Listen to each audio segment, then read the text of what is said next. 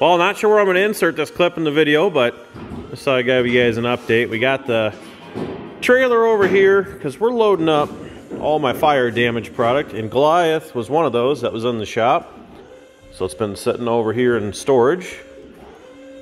So yeah, here's a good look at the beast. Kind of been talking about it, working on some plans. I think we'll make it work somehow anyways, but yeah, I got a little bit of a wreck tube chassis in here that came off of, I think there was a Chevelle on it. I already shortened it up there. And then we got the double steering wheel. I like that. It's the original Goliath steering wheel. But yeah, this is it in all of its glory. So we're going to get it loaded up here, take it back to my shop, and then, like I said, we're thinking maybe LS on this as well as the white truck. I'm sure we could probably squeeze a big block Chevy in there, but it might be just as easy to do 2 LS's. Missing all the glass. Well, we got 1 glass in there, Jason. We got the quarter glass, 2 of those. I don't think the window glass is in there. Looks like it's pretty well shattered. A lot of work, but we got plenty of time, Jason, this time. But note that down, guys, in the comments down below. It's what, today's November 27th, so we'll see where we're at about into March.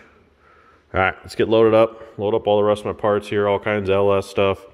Coyote, 4-wheelers. Head back to the shop.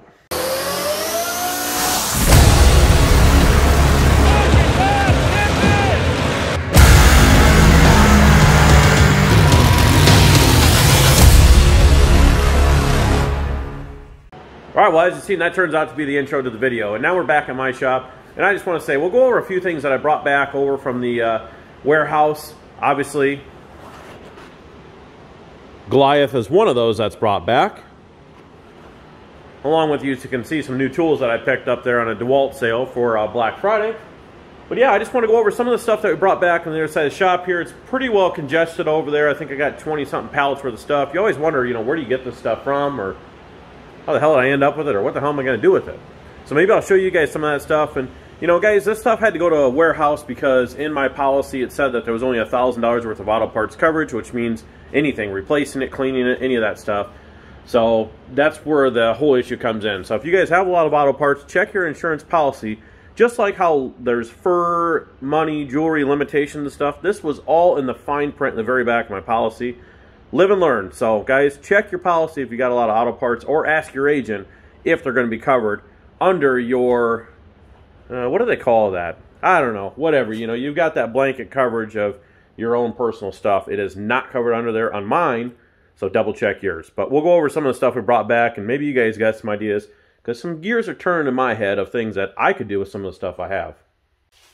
So these pallets are here pretty much as you can tell. I mean, you're not dumb, but a lot of tires, a lot of 4-wheeler parts as well. I've got several of these rims that we were running. They're 15-inch rims, 10-inch wide, because we were burning off a lot of 31-inch tires. This is clear back from what? Well, this was Freedom Factory, November of 2021, when Death Trap versus Sketch. We were trying to do a competition, obviously, from 2 different sides of the world. Sketch being in Australia, obviously Death Trap being my truck. Trying to see who could put on. This is the event where we actually caught the truck on fire. So there's still some tread left on these. Not very much, but yeah, there's some tread left on those. Got some other headers, LS parts. And then here we've got a 4853 block, which just needs something done with it. We've got a T56 Trimic. And then I've got a computer here, which goes to an LS1. Got some brake rotors, other LS parts, and I got stuff upstairs that I've already carried up.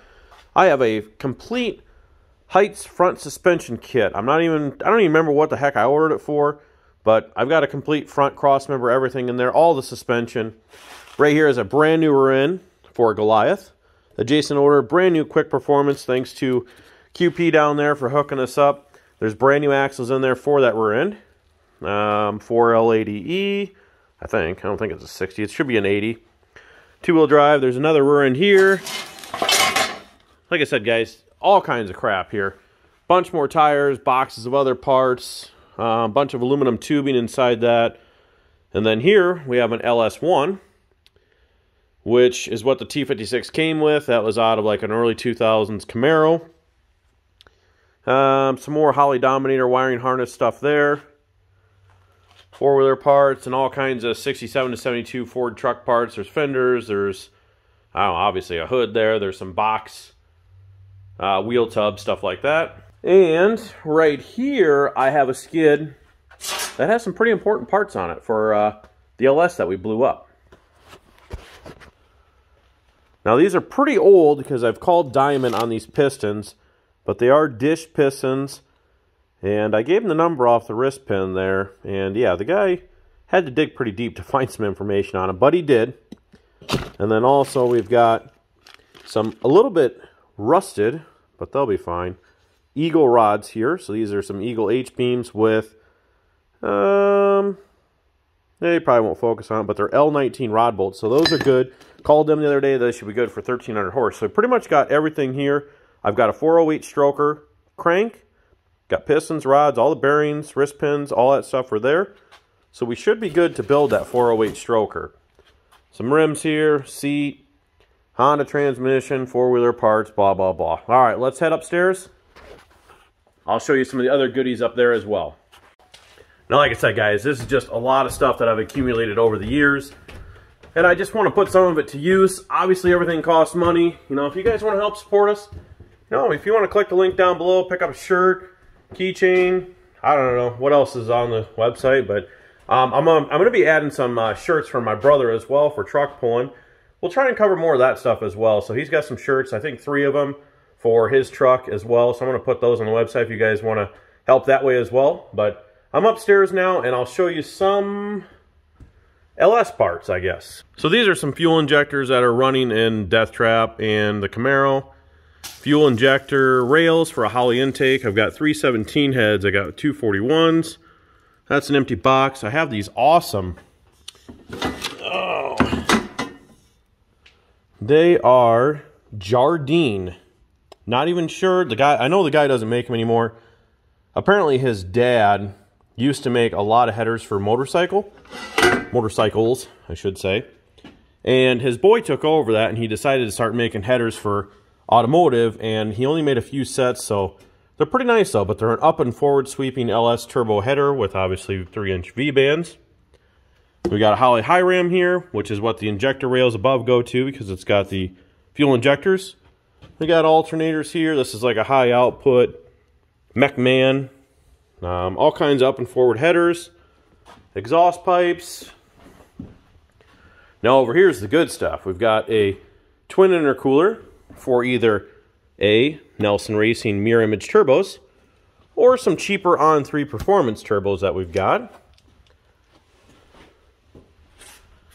And on the flip side, if you got turbos, you got to have other stuff. We've got some cheap China wastegates. We've got precision wastegates. We've got precision blow-off valve. We've got some tile wastegates.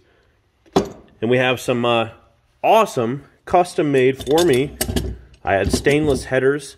Make these sweet merge collectors to go on the end of those headers up there to go to these precision wastegates. I've also got some stainless dome tubes.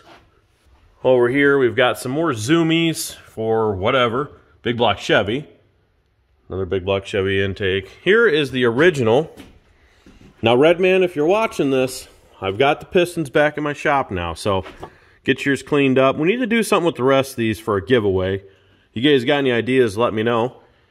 And yeah, that's pretty much the bulk. Like I said, I got a lot of stuff to bring up. I used to have a Coyote Mustang, so if anybody's looking for some stainless works, stainless headers with cats, strut bar, complete intake, because I put a supercharger on it, so everything's there. As far as fuel injectors and all that stuff, the air box, some idler pulleys, miscellaneous bolts, rear brakes for a 9-inch, and yeah, engine stands, whatever. So I don't know, guys. I'm kind of thinking like, well, let's back up. We need to do Goliath. We want that ultimate strange, weird car. And this definitely fits the part as far as being strange and weird.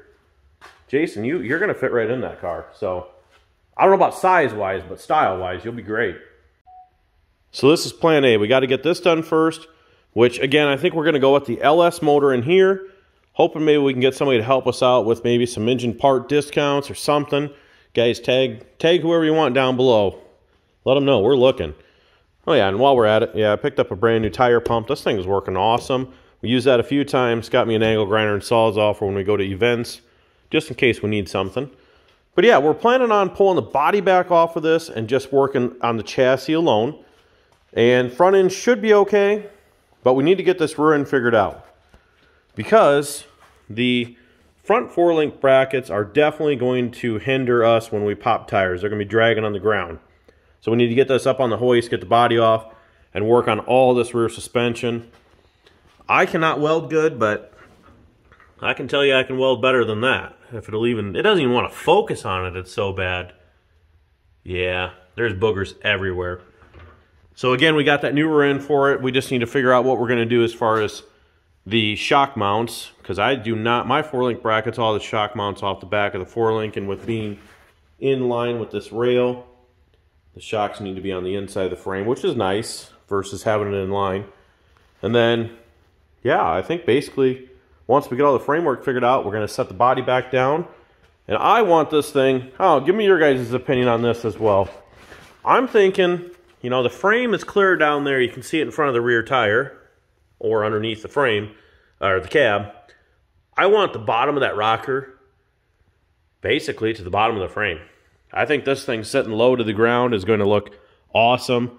I know it's going to kind of make it a challenge loading it, but it is such a short wheelbase car. I mean, yes, it's a wagon, but guys, I want to say this was just over 100-inch wheelbase when I measured it. It's not much. I don't even know if it's that. I can't remember. It's been so long. But it's a 3-door version of this Goliath, so it's got this rear, we'll call it like a hearse door. So we're planning on having the fuel cell back here. Obviously, this is going to be all enclosed with some nice thick metal like we've done on the back of everything else. Actually, all of this will be back here in thick metal, actually behind the tires and everything going in front, because the driver's seat's literally going to be right in front of the down bar for the frame. So you're going to be sitting right in front of that rear tire. So we definitely don't want to have anything thin there, blowing out and causing any issues or injury. We'll get some Lexan for all these windows. Hopefully we can even put Lexan in here. We should be able to for the crank up. Front windshield Lexan should bow pretty good. So yeah, you know, lots of things to do. Lots of things we could do. Like I said, I want you guys to comment down below anything you guys see. You know, like I said, I got a red and white Ford F100. One thing that kind of went through my head after Goliath was, you know, I've got turbos, I've got turbo manifolds, I've got a LS1 and a T56. Why don't we put twin turbo LS1 T56 in the red and white truck? Again, all you Chevy guys or Ford guys that are going to hate it, I don't really care. It's just stuff that I have here and I can make work on a budget for us and the channel and for you guys to see. And I'm thinking maybe we do something like a drag week truck or something, you know. Drag and drive, I should say. Something I can drive around, make content with, and also take it to a drag and drive event. I think that'd be awesome. So the truck's not in very good shape. Fits the part, you know. Everything we have is pretty much rusted out. So that's what we like. But again, guys, I know this is just kind of more of a shop talk video, so I appreciate you guys hanging in there till the end. If you got ideas for rods and pistons to give away, let me know. Drop the comment down below. And again, if you guys want to support us, head on over to the website, boosted-ride.com. Pick up shirts. I'll get the other shirts added here. Obviously, hopefully it's up by the time this video's up, but there'll be the truck pulling shirts for my brother as well. So we'll see you guys in the next one. Thanks again.